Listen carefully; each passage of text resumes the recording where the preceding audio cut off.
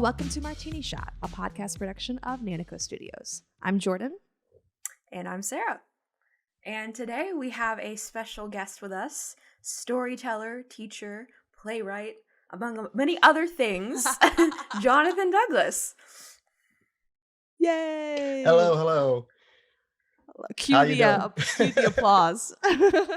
Oh, yeah. Round of applause. Yeah. Oh, well, stadium crowd. There you go. We have followed on this and everything. We're really, we really stepped up our game. You put that in later, right? Absolutely. Yes. Okay. Sarah's running to it. Yep. Oh man, no, I love it. Thanks so much, Douglas, for joining us on our Sarah. This is episode 7, if I'm not mistaken. Yeah. Ooh. Yeah. Ooh. Yeah. I like that. I Moving appreciate on. that. Yeah, that's God's number. That's good. I'm a I big fan of the number 7 as well, so it was very intentional. I was kidding. So we obviously know you, but for those who are new to the podcast, can you just kind of introduce yourself and give us a background of your jobs and experiences that you've had working as a storyteller? Generally speaking. Okay. Well, how much time do we have here? Is this an hour show? I forgot. Yeah, you got 59 Okay. minutes, so you're good. All right. Well, great. Well, when I was 2, no, I'm actually not kidding. When I was 2, you know how the kids usually get the teddy bear to comfort them as they go to sleep. My parents gave me a hand puppet, a little puppy that I put in my hand. And my mom, who now I'm thinking about it, did minor in child psychology along with her education degree, probably knew that I kind of needed that to, have my kid imagination just go wild with it and talk it out. But at the same time, when I'm bringing this thing to life, the storytelling process started. So by the time I was 12, my mom, who was a children's pastor and doing children's church, asked if I wanted to help her with puppets. And well, of course, why not? Past 10 years, I've been doing that, late at night till I fell asleep anyway. So that process started us down the path of then what is storytelling, in order to do our weekly puppet shows, our little sketches. And it's kind of funny because I've come full circle, as Sarah knows, back to doing puppets this Sunday for the kids for my daughter's children's church. So, but anyway, that's where it started. And it just learned some very basics. My mom, being a reading, writing English teacher, made sure that, hey, we got these fundamental benchmarks in the storytelling process, whether we're doing a 10-minute sketch for puppets or, a later on a VBS. We wrote our own vacation Bible schools. And so that was, and then Christmas productions for the kids. And so then it just escalated from there. That's going far back. After that, Give us some years. Look over the time. I was kidding. No. In 1998, no.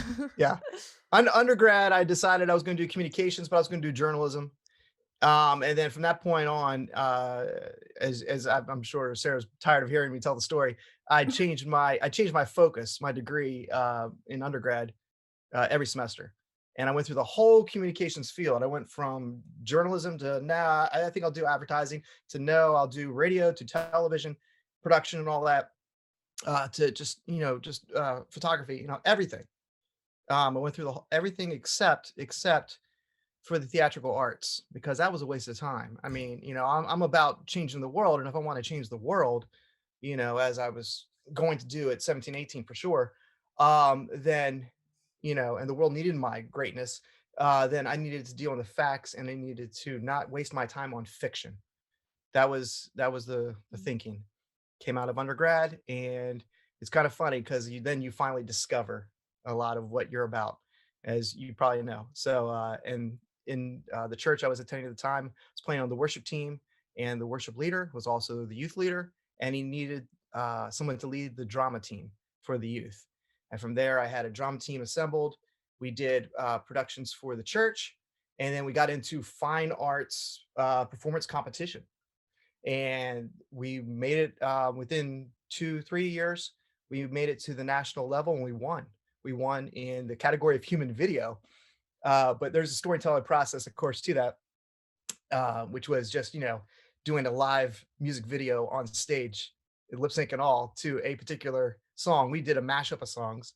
So that was new and innovative. And we also did short sketch, and we would go to finals and nationals and that. And so I start to really like this thing that I was doing for free on the weekends, not my real job. I was working at Staples, working retail by day, and but what do you ultimately what do you know? What's your passion? It's what you're going to do for free on the weekends. And so even if you know they're not going to pay you, you're still there. You're still there for it, and you'll sacrifice so much for it. So that's where I ended up, realizing, hey, maybe, just maybe, this is a thing. I started going around to other churches in the tri-state area, trying to teach them how to do youth drama and what it takes, the components. Got a some free meals and some airline tickets out of and some fun compensation for coming around and teaching this. And then I was realizing, hey, this whole teaching thing, along with this storytelling thing, maybe, just maybe, ended up going back to grad school for that particular thing, and graduated from Regent University with a degree, master's in theater, education, and ministry. More ministry than education, but anyway, and then ended up going back to teaching in high school, Christian high school. On the way, doing stage management for Virginia Opera out of Norfolk, Virginia, for a year. Their educational tour for kids, doing some assistant stage management for some of their bigger productions back at the main stage. Then ended up back into the teaching, which is where I really wanted to be. And then good grief, there was a couple schools, one of them being Delmarva Christian, that I eventually ended up at as well for that. So I'm trying to paraphrase the last 10 years right there, if that's okay. Yeah, do you? But in the process, if I just could also add, because I know it's part of what you guys are about, the storytelling process. I mean, I was focused on the stage, whether it was in a church or whether it was in a local community theater for the school I was at. We'd rent the community theater out in order to do our productions.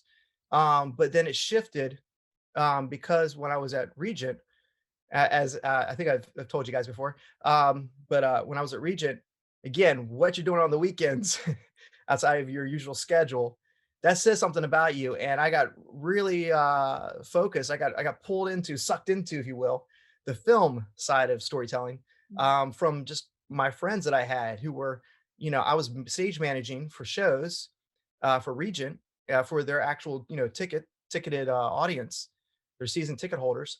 And various folks would come in from the cinematography department, and they would ask for actors, and then they just needed crew and to do their school projects, and they could not pay anybody. But hey, you got all this free experience, and whatever restaurant we were shooting at, they might throw in something for us, so I got involved in doing everything crew wise. I even got to act a little bit, and decided I went back to crew, and that and being at the elbow of the director of the shows that I was stage managing in the black box theater, and being at the elbow and being first AD or second AD for the student director of the films on the weekends. And I learned a lot that way. And as well as going to class, I guess. Yeah. So anyway, for that kind of thing.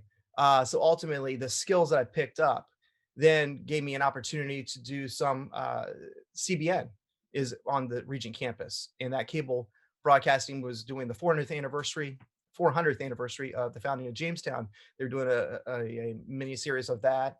I got involved with that, just because, again, it's the connections. It's who you know at that point.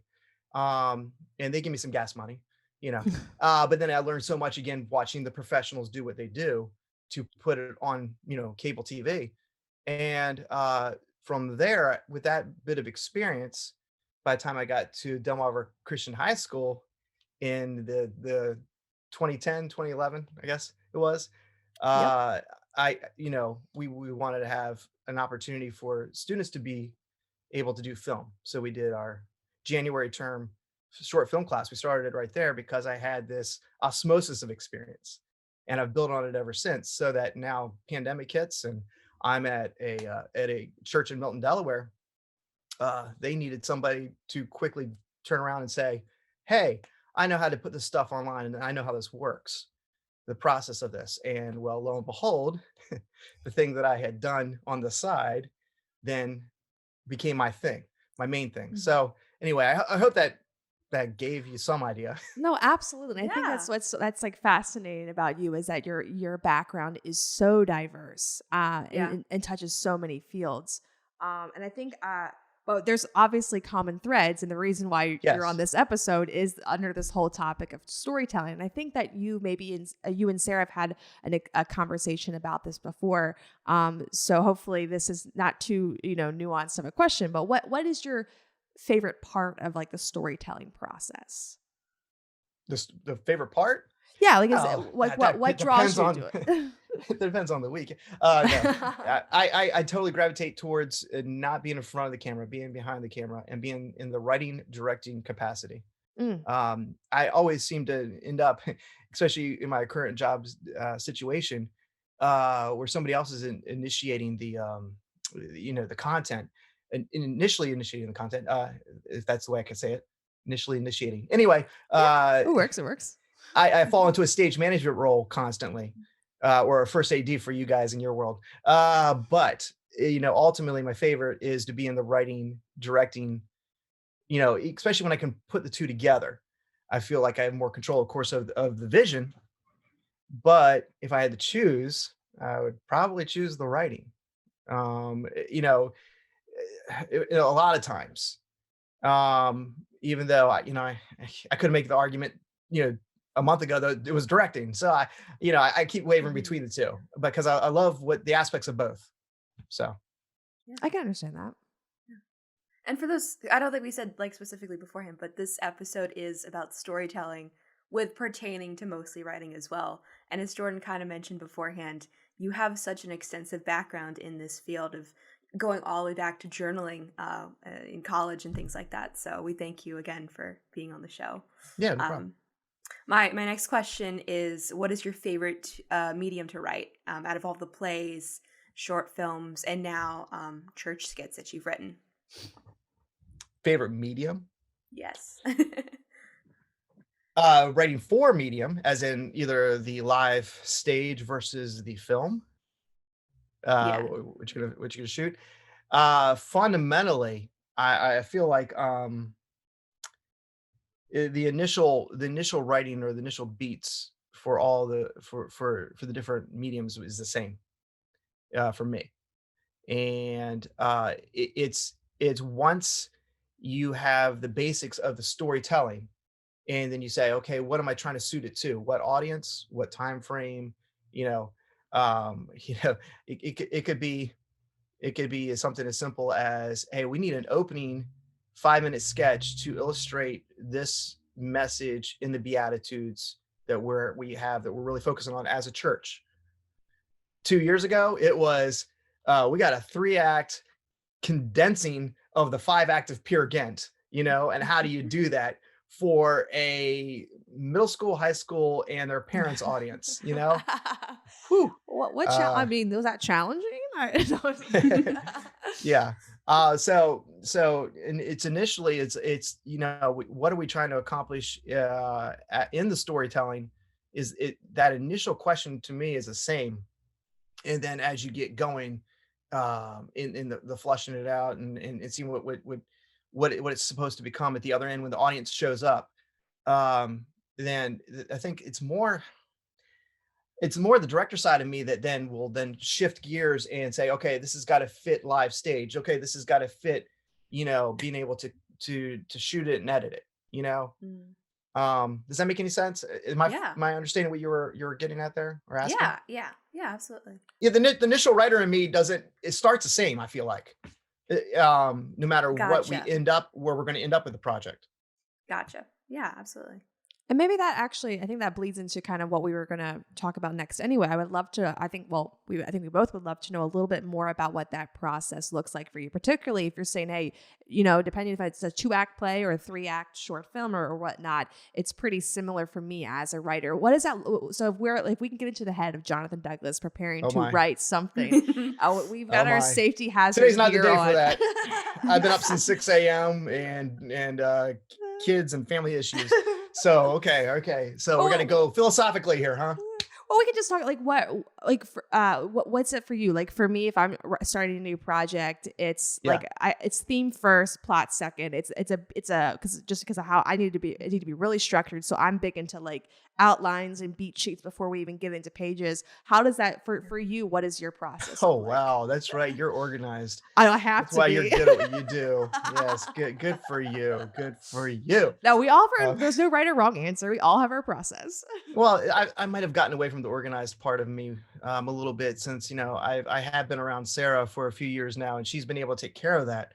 So you're asking me what's my whimsy, visionary stuff. Oh boy, okay. Um, the storytelling process for me, I knew you were going to be asking this, so I was just trying to figure out a way to describe it because there's so much, that's like, it's like, cloudy and misty at times.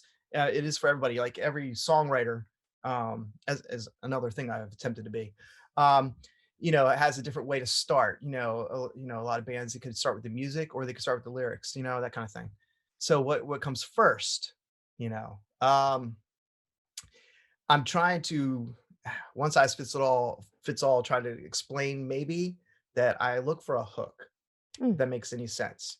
That hook can be different every single time, but I'm looking for that initial spark that hooks me. Does that make sense? mhm. It's a hook of an idea. In music, it's hey, we're jamming out in this one hook of a guitar riff.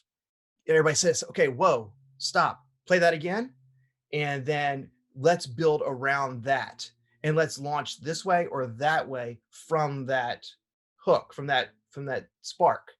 And I feel like it's the same way in writing, or in the storytelling process. For me, it's going to be, you find what is this one thing. Like I could be out and about driving around and it could be a particular song that actually happened for me when I was supposed to be, writing for this human video competition, that we were going to go to, and try to compete nationally with.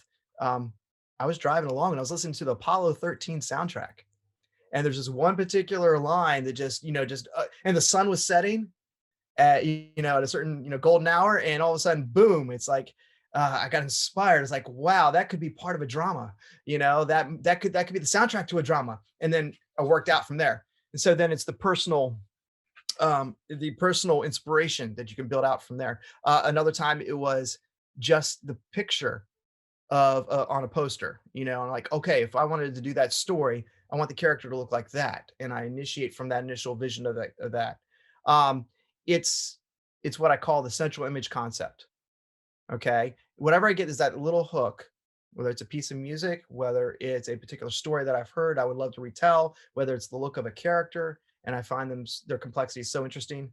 Once I get hooked, I find my way to, whether as a writer or a director, what would be my central image concept. Okay. um, the central image concept can then be the thing that I can look at to be the artistic center of the look, the feel, the style, everything, where it goes. That really plays in more to the director side of me, but I bring it into the writing process. Does that make sense? Absolutely. um I just get, again, like I'm saying, I get them all. It's a spaghetti ball here for me. I get them all jumbled up. But then once I have that central image of how I'm supposed to emotionally engage this story that's coming about, whether I'm writing it or I'm, again, like I said, with Peer Again, I'm rewriting so that it can connect with an audience. Once I had the central image concept, for Peer Again, it was the bowler hat. Mhm. It's like the idea of him having. I saw a character version of this when I was, at Regent, where he had a bowler hat, and he took that with him through his stages of life, and the hat symbolized how it changed, symbolized where he was in his progression, and growth as a person. It could be that one piece of music that I want to keep reoccurring in the live or on film. And so from that central image concept, that thing that artistically centers the storytelling process for me, take the journey out from that artistic image alongside the protagonist. And I'll start writing along, like I'm walking alongside with the protagonist. And something else I guess I could say is just underneath the central image concept, subconsciously, I think is the truth, is the truth that I'm trying to tell ultimately. You know what I'm saying? That piece of music emotionally, triggers the truth that I'm trying to get out there. That piece of that hat that Peer Gynt is going to wear, it's going to tell the truth about his character. It's nondescript when he's a youth, and black and just a silhouette. It's a form of what he wants to be. When he's successful middle aged, it gets all decorated and it gets very rich. And we actually got a very expensive hat, to bowler hat, white, and the man that's made it in the mid 1800s.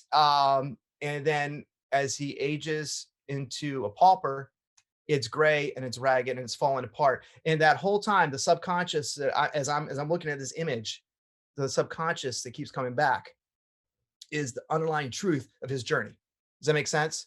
It's symbolizing the truth. And that's just one example, but I feel like I need that in order to really then, from there, write. And once I sit down and everybody's left me alone, which is very hard when you're got little ones in the house. Once everybody's left me alone and I start writing, that's probably my best acting, because I have to be there saying it out loud as I'm typing it, and play all the parts. But I do enjoy that part once I get fueled by the central image and the subconscious truth that it symbolizes. Does that make sense?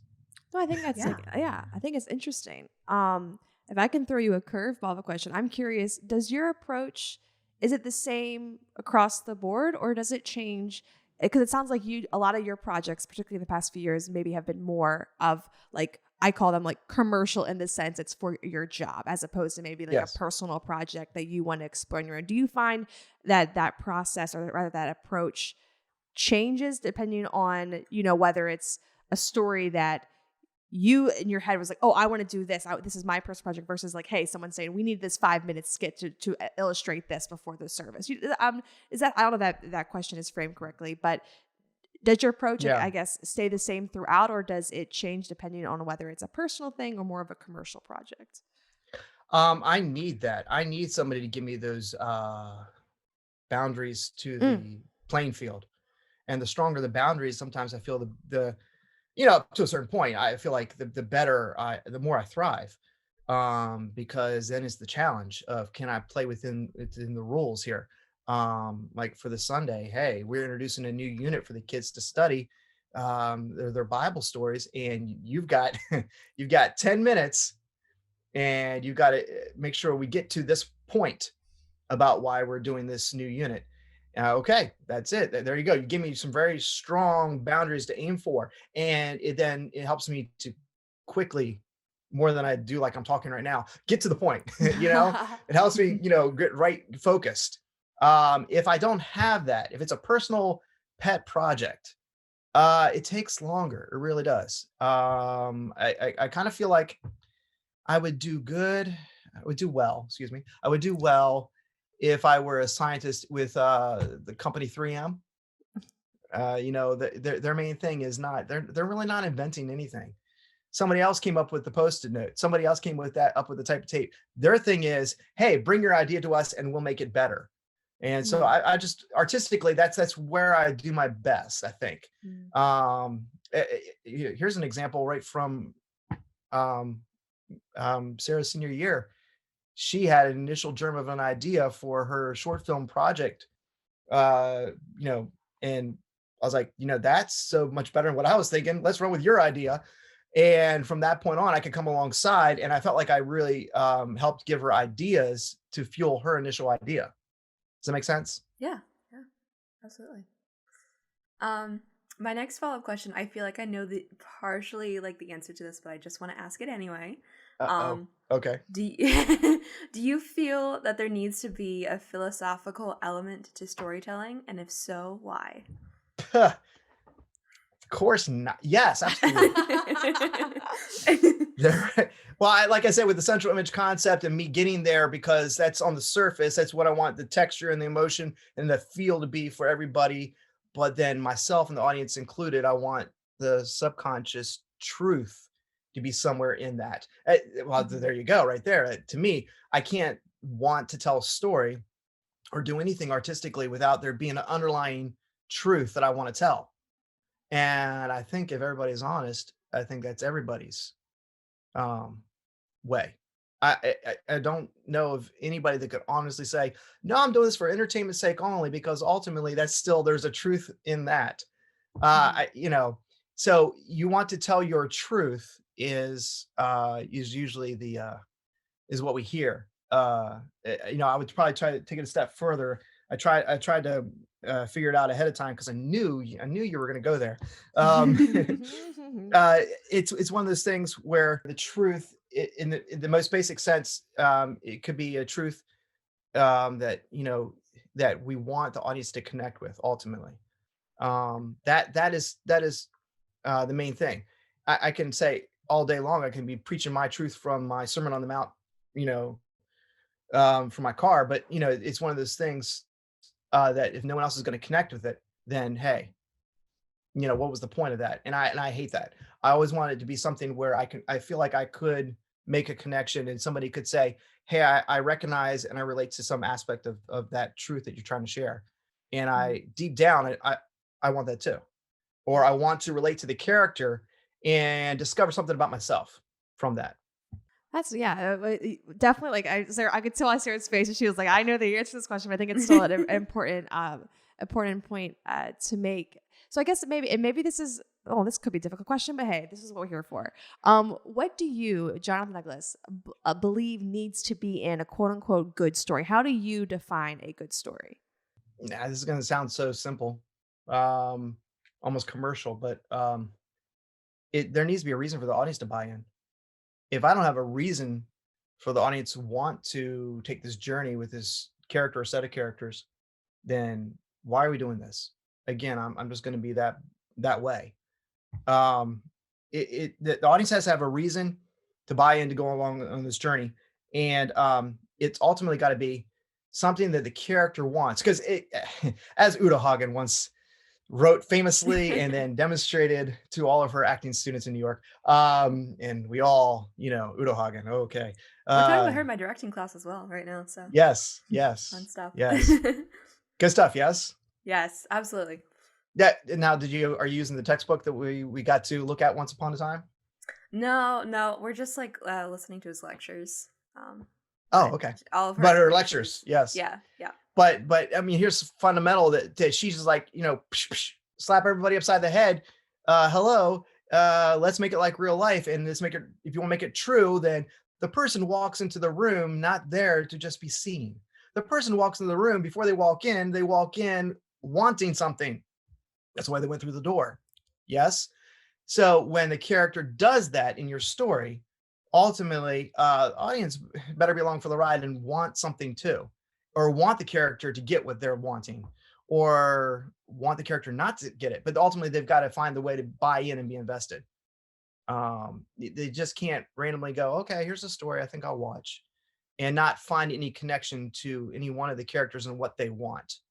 So there has to be a buy-in. Now it could be um, I mean, I need to be able to have the mind's eye. This is a key thing that just writing and directing, of course, as you know, if I could say it this way, you have to have, the eye of the audience in the back of your head at all times, or in the front of your head at all times when you're writing. Like, what am I seeing from the audience point of view? To have that perspective is golden in this writing. I don't know if you can necessarily teach it as much as you just have to grow in it, Mm. but you got to have the initial ability to see from somebody else's perspective, especially the person that you're trying to, can I say it, you're trying to reach. Even with sometimes your slapstick and you want them to have a good night and good evening, they better have a connection point that you want to reach, and basically where that's at.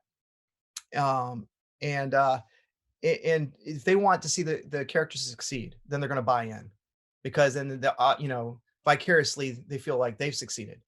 That character wants revenge. they're going to be like, oh, that character, you made me buy in and I want to see this person get their comeuppance, we could be that base, here on the person to person level, but philosophically, I'm sorry, but I feel like it goes higher. I don't see it just at stopping there. I feel like ultimately we all want to have a story, even if it's just between a husband and wife, even if it's just between members of the mob, but whatever it may be, even if it's fantastical and folklorish. I feel like we want to have something that's a higher connection, that has a connection to the fundamentals that we know that outlive us. So would you then say that these buy-ins, I like the term buy-in. Would you say that those are universal in order to make a good story, or do you think some of these some buy-ins are more intended for if I can say like a niche audience, or do you say still no, like a good story has to speak to some universal truth about like the shared human experience? Well, define good. I mean, who are you? Jonathan Douglas' definition of a good story. My definition of a good story is I can clearly visualize my audience and the extent of them, and if I can reach the whole extent. Okay. So my goal would always be, and again, this is. Oh yeah, absolutely. I'm asking for the Douglas. You got comic book writers that know they have a niche age group audience, of a certain demographic, and that's fine with them, and they want to stay right there because they want to be comfortable. I'm not trying to necessarily take away from that, but I don't. If I'm putting something on a big live stage, or I want to put something out there, as you guys are definitely trying to do here, with we trying to reach a wider audience to make it commercially viable, let alone make it worth all that time and effort and blood, sweat, and tears, then I want it to tap into a fundamental that is going to hit people, that this is a fundamental of life. This is a fundamental that's beyond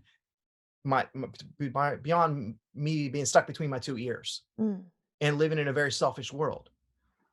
This fundamentals, again, it has to live on past me, or I have to view it as eternal. Douglas, it's so fun to hear, to have a platform to hear you and your a little bit of your mind and your motivation. No, it's fun because I feel like it's hard. Usually when you and I are together in something, it's we don't have. It's not the appropriate time to have these bigger discussions. So no, cool. One of us has got to rush off to something else. Yeah, exactly. We're passing. Yeah, no, that's good. Sarah and I had a discussion about this early on because I actually think that, to be honest, I never wanted this to be perfect from the get, because I think that's even to me, I like to use this platform and this also just our social stuff as a way to reiterate, hey, nothing's ever perfect. Don't wait for perfect to start, kind of a thing. So right. I like when it's a little rough around the edges. I don't think it takes away from our professionals, but I like tapping into the reality of, hey, we're just a college age student and a hot mess express adult woman that is just trying to make this happen however we can. And we're gonna improve and get better, but it's not I think that's anyway. So I'm with never a hot mess dad, trying to do his other things and trying to juggle this awesome idea of art and dreaming and storytelling and I can't. It's one of those things I'll lose sleep and I'll lose mealtime over this, because that's what I have to sacrifice now, because I can't sacrifice anything else. With the kiddos. If we waited until we had a studio set up where we had, 2-3 cams, and we had people to run those cameras, and we had a live switcher and blah, blah, blah. And then we waited until you had an hour of your time where you could come to sense, it would never happen. So if it means you have glare on your glasses, you have glare on your glasses.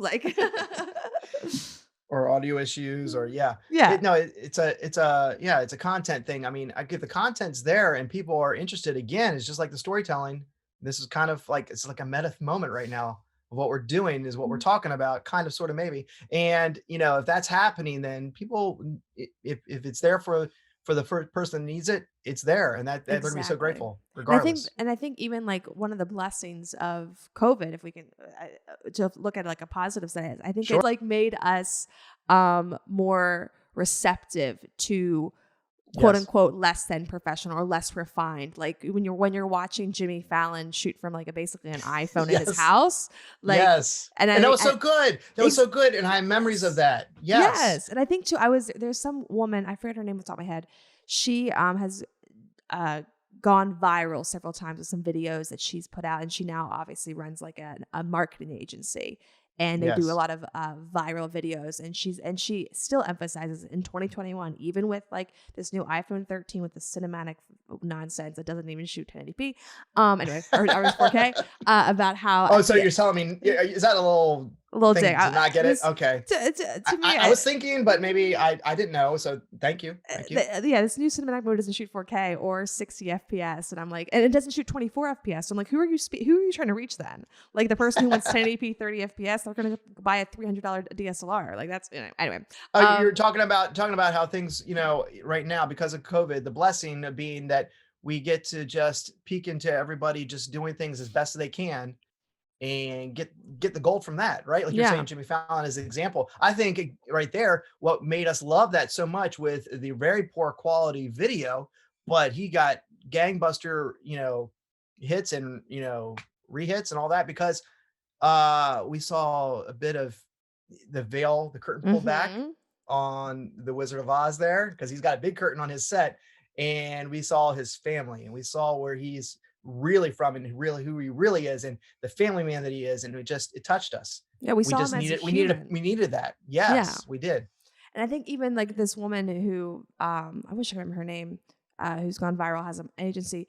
She even speaking about how even when we're talking about like marketing and we're talking about clients, and return on investments, about how the videos that if you're looking to make a viral video, the videos that go viral are never the ones shot on Red cameras. They're always the ones like for her, she's like, it's all about like it's the iPhone. It's like it's because it's particularly when you're talking about online stuff, because it's just there's a different tone. It's people are so sick and tired of hearing marketing messages. And even like on TikTok, I'm a huge TikTok fan. And so I was even scrolling through TikTok yesterday and I sat through an entire ad for Heinz ketchup because all it was some guy raving about Heinz ketchup, and he got some stupid little free thing so it like squeezes all the ketchup out of the packet. And I sat through this whole all they did is they took that and they made it into an ad. We can all hope they paid the creator something for it. But I was like, see, this well, if he gets a number of hits, you would get something, right? Yeah, and this is and it was from Heinz. I was like, this is the reason this ad works is because it doesn't feel like an ad. So because why? Because it's real. And exactly. We are all living in a world where everything got so cleaned up and so processed and so perfected and airbrushed that, man, I want authentic. And that we always would want that, but now we want it even more. Exactly. I mean, come on, for something to look so honest and behind the scenes, and it's like, wow, that's a real thing right there. I'm going to soak it up. I'm going to gravitate towards that every time. And I think that for too long too, like companies, like it's so funny to me when companies act like they know more than like the clientele, or the customers. And it's like, because we're not stupid. We know when it's fake. We know when it's real. And you can't manufacture authenticity. They've lost the audience eye. They've lost the audience eye. They just want to perfect their machinery. They're so caught up in what they can do. They're not paying attention to, again, remembering what the audience really wants. Exactly. They want the behind the scenes. They want the rawness. Why does content marketing work? Like, right. That's anyway. Isn't that we've all isn't that ultimately where reality TV began? Yeah. It began with us getting to see behind the scenes on something. I don't want to even give MTV credit to be the first to do something like that. But even then, I forget who did it. But ultimately, when we got to see behind the scenes and somebody said, hey, is that what they want? Well, then let's just go ahead and make a bunch of shows and script a bunch of shows to look like that. And it's constantly, you're always going to get, like right now on sports television, my drive time, it's, 45 minutes one way. So I'm going to do all the sports podcasts I can. And some of them are just audio from sports television. And you can always see who's the originators of something. And then after that, you have all these imitators that are like, oh, no, you're not, that's not it. That's not it. You're trying so hard to tap into that. What was that? Authentic, genuine first thing. like right now, if anybody cares, in the sports world, we have this new authentic thing of Peyton and Eli Manning on Monday nights, and them doing that in a new way. I guarantee next season we're going to have a bunch of imitators, but it was such an authentic brother to brother thing that we got to peek in on, and that's just one simple example from entertainment world. But it's what's that original authenticity? What can we do that's just not imitating it? Mm-hmm. That's tapping into, wait, you don't need to imitate somebody else. And I'm having this problem when I'm listening to music. Doesn't matter what channel you turn to, you have somebody that comes out with an original sound. And guess what happens? You hear that sound over and over and over again, and the new hits that the industry wants you to hear on the radio for the following 5 years. Everybody, the Coldplay Light, was the thing for the longest time. So it's stop trying to imitate what was authentic. I want to know right now, in your storytelling or in what you're producing, what is your authenticity right now in your realm, in your world, that you're able to share? It doesn't have to look like anything else. And I think that's always like maybe pulling a little bit away from storytelling, more in just a general artist sphere. And I think that's always the difficult. Well, we as artists overthink it. It's not difficult, but we overthink it. Where we trying to find that balance between, like, because obviously we're all influenced. Like, actually, you taught me this concept in senior year of high school. There's nothing new under the sun, and I think about this all the time. And so it's like there's never an original. None of us have an original thought or original idea, so to speak. We're all influenced by something, but we still have our own. As individual artists, we still have our like authentic selves and how we express that. So it's finding that balance between, like, I think for me, I always think of because I'm a big YouTube person, it was like when Casey Neistat started his YouTube channel in 2015, it completely changed the way that vlogs looked on YouTube. And then after he gained traction, all the vlogs turned into Casey Neistat impersonators, and which is not necessarily a bad thing. Like, the medium grows, and that's how any art form progresses, is through new people throwing things in and blah blah blah. But I think that once again, where I find myself overthinking and then becoming insecure is, it's like, well, am I really just copying pasting this, or was I influenced by this? And then you overthink it, and then it's a whole like spiral effect down, as opposed to just if somebody opens a window to a new it's not new, like you said, it's fresh. It's fresh because, hey, and I'm experiencing this, if I may say, in the church format right now, that Bible story is not new, people, but I have a new audience for it.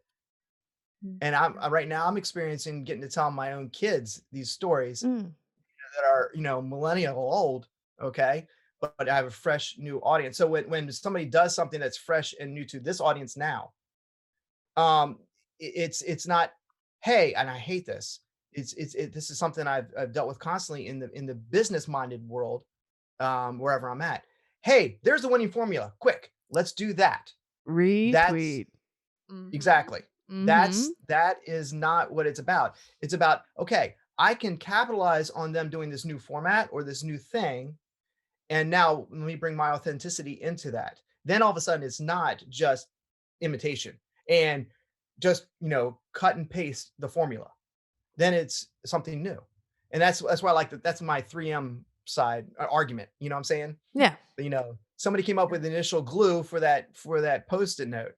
And then my authenticity is, hey, let's try these different paper sizes and colors because we need it for this and this in life. So anyway, absolutely. I don't think that analogy worked. Never mind. Okay, Sarah, cut that out. But I do, like, you did bring it back full circle, because I realized, I was like, oh wait, we are really recording this podcast here. We do have questions, but LOL. But I enjoyed that. I think that that's like good. a fun addition. Like, it just to get in, and I think obviously plays into storytelling. I feel like Sarah, I feel like I have no idea how to segue back into being on topic. This is something that I found. We're in the middle of post-production for our short film we shot in the spring, and I'm editing it, and it's obviously like hell because that's post-production.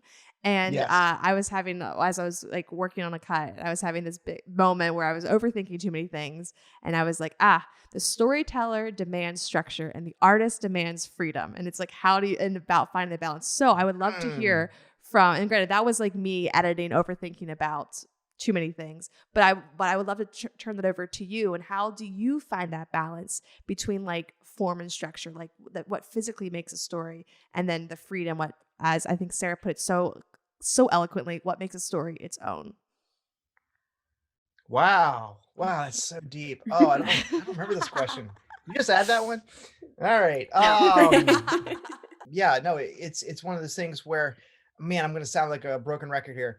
If I can lock into my audience eye and ears, the one that I'm really aiming at, whether they're kindergartners or whether they're season ticket holders that are getting near to retirement age, or they are teenagers that have a certain level of energy and angst about certain things in life.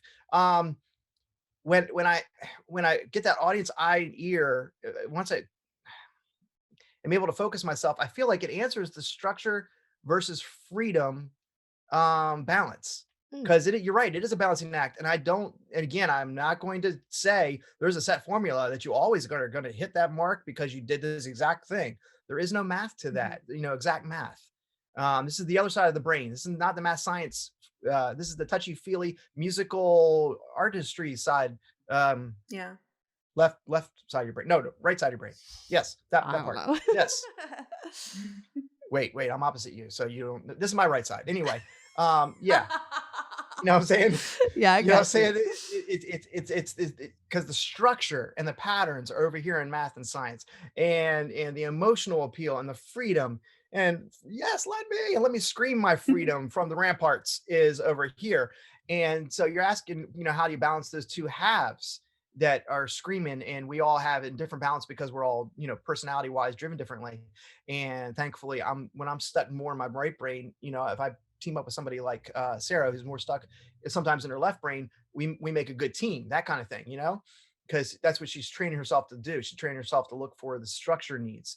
So when you have a good team around you, good sounding boards, that is the ultimate way to balance that structure and that freedom in my mind. It's so hard to do inside your own brain because, unfortunately, the truth is not always, and most of the time is not, it's so biased between your ears. It really is. And you need that outside perspective. And that's how you also can stay engaged with the ultimate audience eyes and ears. But again, who am I trying to appeal to? Really? That's all it comes down to for me. Yeah. Fair enough. I think No, I do have to caveat that and say, at times I want to write and do to appeal to me. But I'm this is where I get a little selfish. I do believe that what appeals to me is going to appeal to a certain number of people as well. If I'm dealing with this, I feel like I'm just as human as you.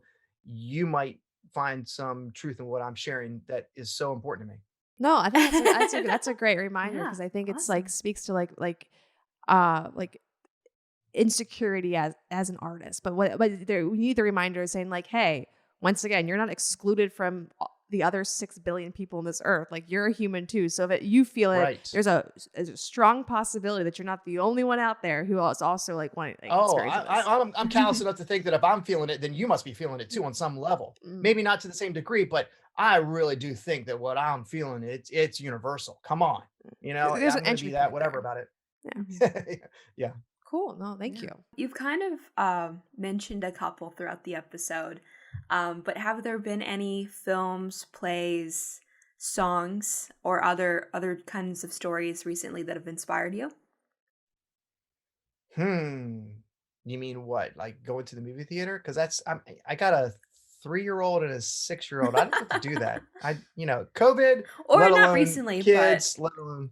I'm but sorry. in general, on their storytelling, writing ability or level. You know what I mean? Oh, their ability to be Because the you story mentioned complete. that you mentioned that you said the Apollo 13 soundtrack inspired you. So that was kind of like Yes. the branch of that question. And the reason I had the soundtrack was because I was so inspired by the film. Gotcha. It so hit me because I wasn't alive for that particular moment in history, but the universality of what they wanted in that space capsule, and it actually hit me emotionally.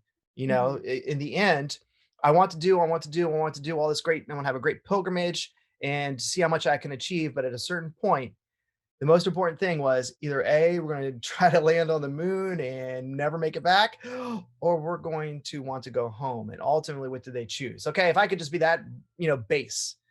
And I just, man, Tom Hanks, what makes him so universal? He taps into the everyman, and he's looking at the earth saying, guys, I'm ready to go home. And what that meant, and then you were cheering from the rest of the way. Come on, guys, you can do it.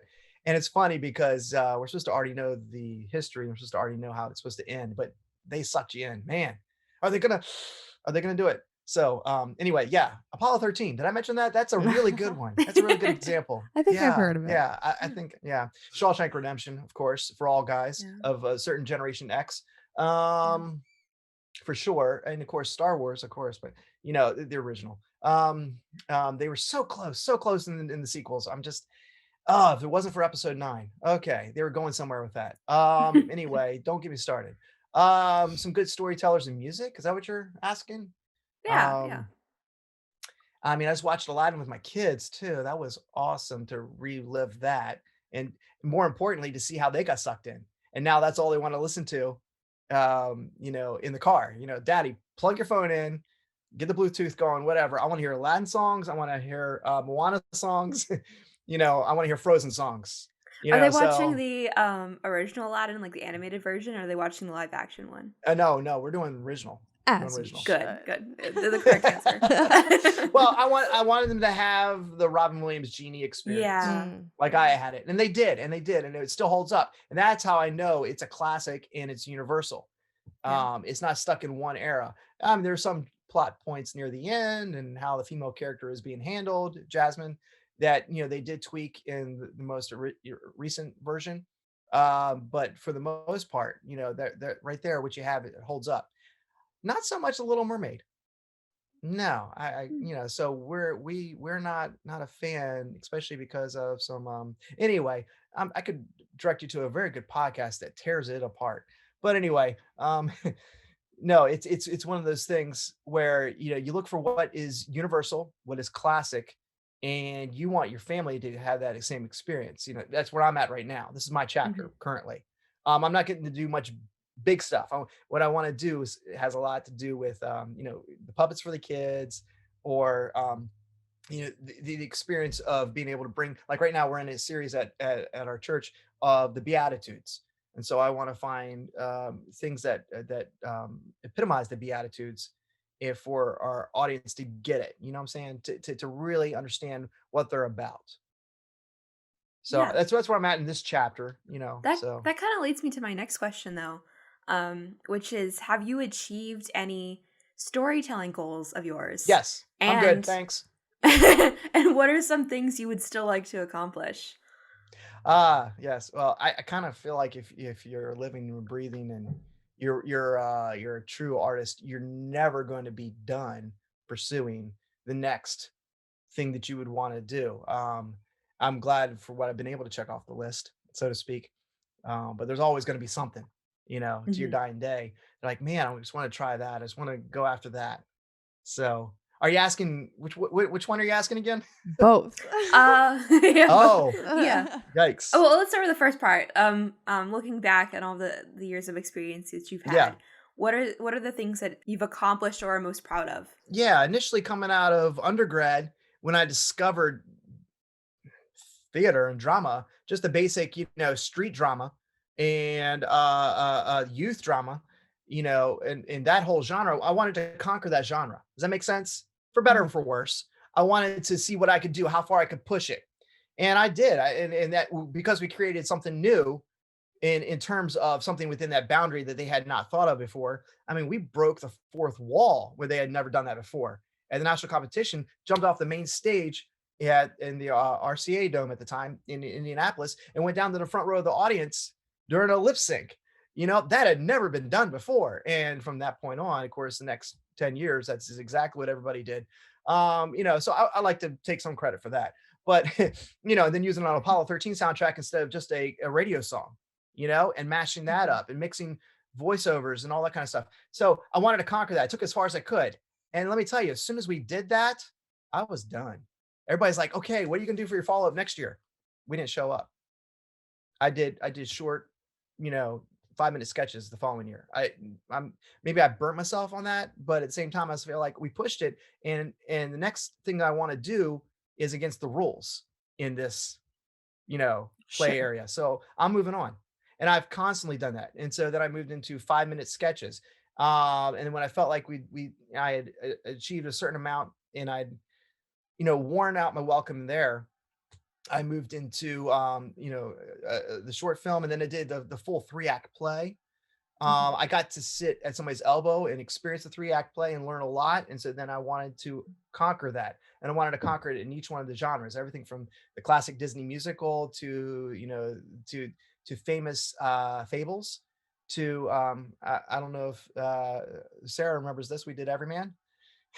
Yeah.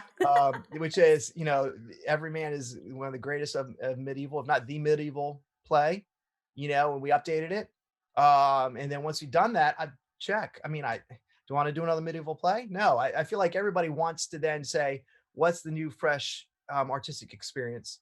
And so, yeah, good grief. I definitely wanted to do, I wanted to do, we did 10-minute films. And then how long did they get? I mean, we got up to an hour as far as our zero budget went for a short film class and the amount of time we had to edit.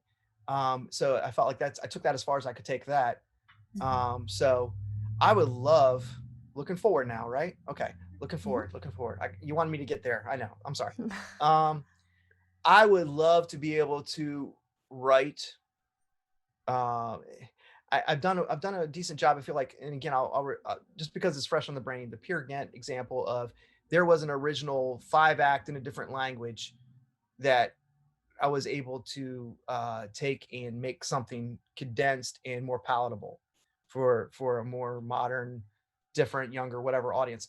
Um, I would like to do something from scratch in that some a story that I feel like gets so to the base human condition, the basic fundamentals of being and purpose.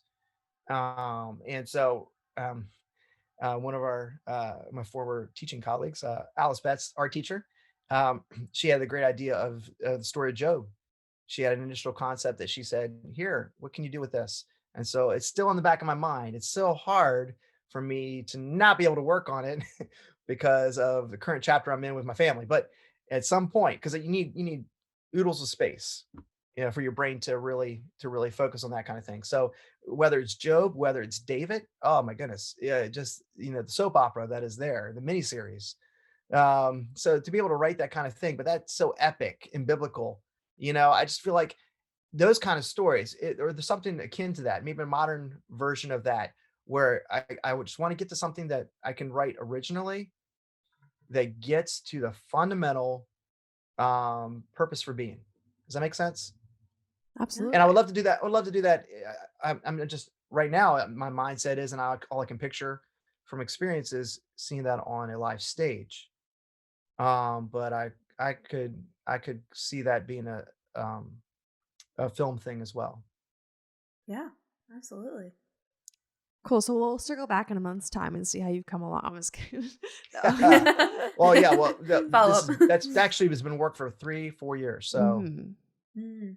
But sometimes I it's find that always to going to be be out in front of helpful. me. Yeah, when it ruminates though in the back of the head, when the moment's right for it to go from head to paper, sometimes I feel like that's actually kind of helpful because you have so much built in your head about it. You have the world, and it's just about pulling it out and translating it. So I think that's Yeah. such a I healthy have perspective you have about like season of life. I've listened to so many podcasts on the Book of Job, and I have notes, There you so go. I got that far.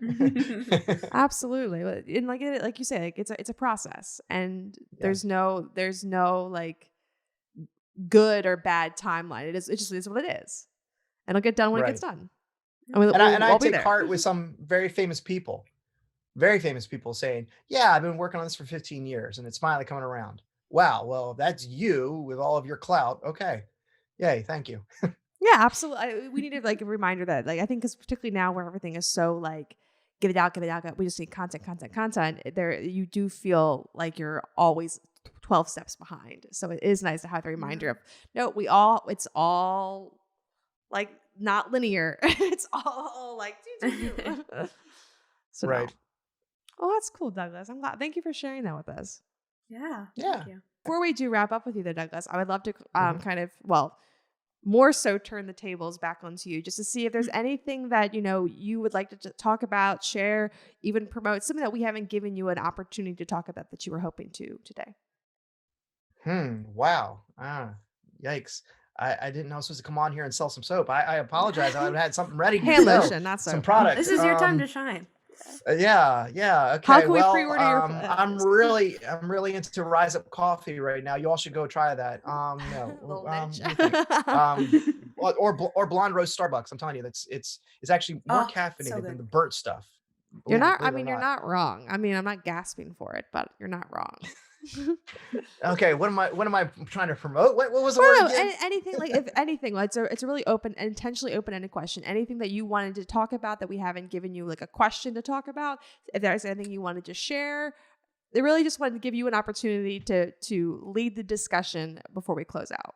Oh my goodness. I felt like I've already taken enough of the lead here and Nah. run with it. And you're like, I know Sarah was below the table just doing one of these things. So, all right, let's see here.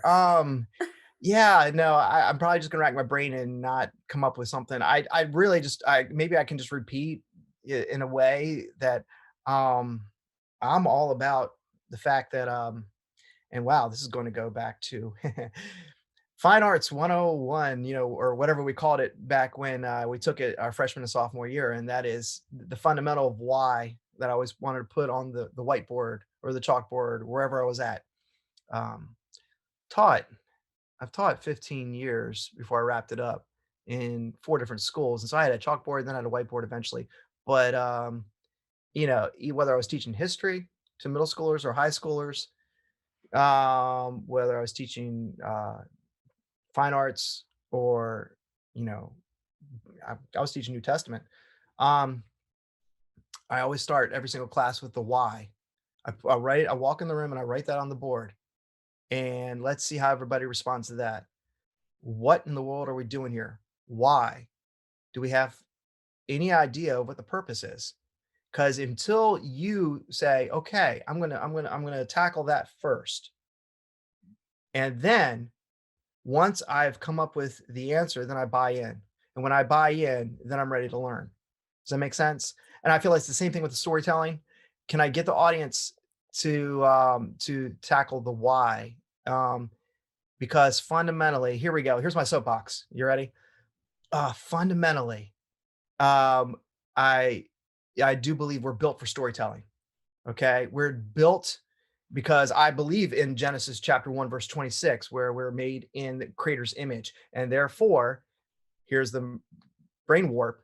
If we're made in the image of the creator, capital C, we have purpose, and the purpose is to be creators as well, little c, image makers. And you're going to make an image, whether be an image maker whether you like it or not. Just like gravity is going to affect you whether you believe in it or not. And there's just going to be a fundamental when we have that fundamental connection as an audience with, hey, that person's talking about having purpose, and I agree with that. Subconsciously, I am drawn to that. When that happens, that is such an argument for being created by a higher being with a capital C, creator, and then us being the same. And our free will makes us want to go after it artistically, storytelling wise, pursue and build, and find purpose out of it. And then all of a sudden we're all buying in, and then we all want to discover that truth together. And I find it when everybody buys into that concept in a dark theater, it's just amazing how the collective intelligence and the collective buy-in in the room, in a dark room like that, amongst everybody together, it just goes up and it just gets heightened. And the emotional buy-in and the connection gets heightened when we're all in that together, and we're all of that one mind. And we all then buy in that there's this truth we're all seeking right here, right now, even amongst the laughs and some tears. So that to me is fundamental. That's what gets me excited. That's what I envision when I want to sit down and type something. Awesome. I think that's what a great button to put on the show. Like to just to wrap it all up into your guiding principles. Thank you. Yeah. Thank you. No problem. No problem. Thank you so much for checking out this week's episode, our 7th episode of Martini Shot. To take a look at what we're working on, casting calls, newsletters, and more, you can find us on Instagram and Facebook at Nantico, which is NANTICO, and our website at nanti.co, which is NANTI.co. We also have a YouTube and TikTok channel where you can find all of our short films and podcast episodes on. We'll see you next week.